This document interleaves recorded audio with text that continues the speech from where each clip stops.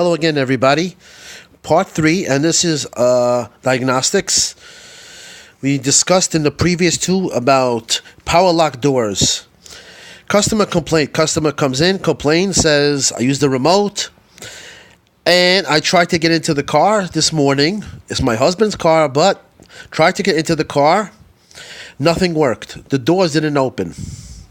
First question, do the doors open? Do the doors close? Obviously, she can't decide that. She first has to get into the car. She just came with the car and said, you know what? The doors do not work. My remote. She had to try to do it manually. So once I tried it manually, I saw that the switches do not work at all. You cannot open and close the doors. Power doors. Power doors meaning they are hot at all times. Here's the fuses. They're connected to the batteries at all times. You do not have to have the ignition on. You do not have to put the key in the ignition switch. They're hot at all times. You just have to toggle the switches. So when I do that, I see nothing. Now, further questions you have to ask yourself is, manually I had to use the key to open the door. Once I got in, I saw nothing works. So that tells me right away, okay. I got emails from people who said the first thing that I do is I check the fuses. The first thing that I do. I got another email from someone who said the motors could be defective.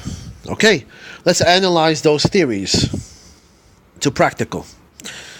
Now, the fact that the doors do not open, passenger, driver, nothing works.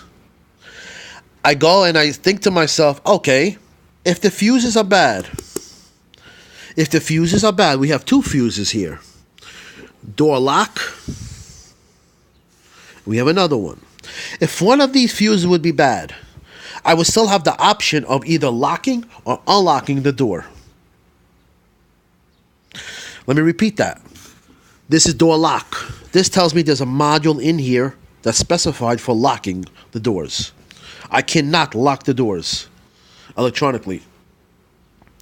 That tells me that this and this cannot be the problem. Because if locking would be the problem, I would be able to unlock it, but I have no power for anything. That tells me I have to refute these. These are not the problem. The other one, can the motors be the problem? Well, how many motors do we have? 1, 2, 3, 4.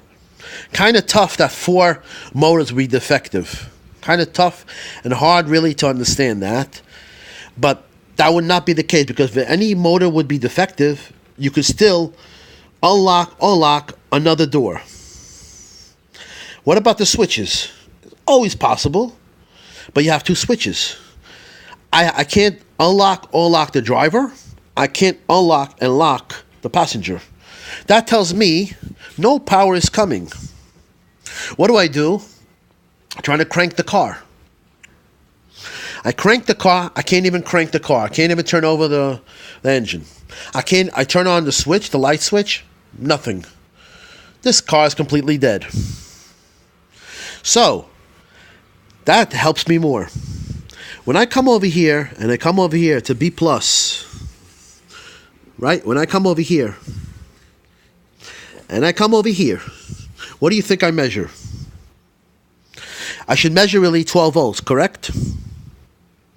Instead of 12 volts, what did I measure? I measured about 10.5, 10.6. That can either be, these are really, really draining and pulling these down, which is hard to believe, by this module, which is hard to believe, because you can still crank the engine. I can still put on the lights, so that doesn't make sense.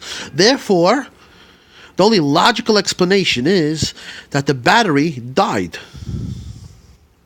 When the battery died, instead of 12 volts, it went down to 10.6 volts, 10 volts. You can even put the lights on. Let alone crank an engine for 300 amps. That'll never happen.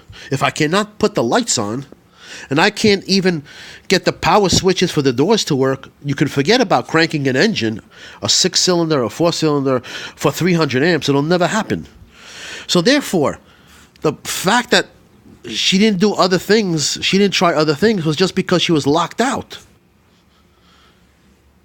And when we saw that, when I saw the power switches do not work, and I tried to crank it, and I tried to put the lights on, that right away told me, you know what, that makes sense, because the power doors need 12 volts to operate. Why? When you have 12 volts, when you have 10 volts, 10.5 volts, that's not enough for the module. Thus, a lesson to be learned here. When you have power doors, remember, if you lose the battery, you will lose the ability to power lock and unlock your doors. You have to do it manually. So always keep that in mind. Power doors, power windows, if I lose the battery, it was drained, or I left the lights on and the battery died on me, you cannot get into your doors. Keep that in mind all the time. So that's the valuable lesson that we learned about. So anyway, I hope this was helpful, informative, helpful.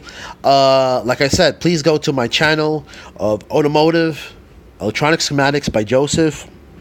I have another channel called Joe Electronics for basic electronics, diagrams and all that. Also doing pretty good, I guess, in the beginning.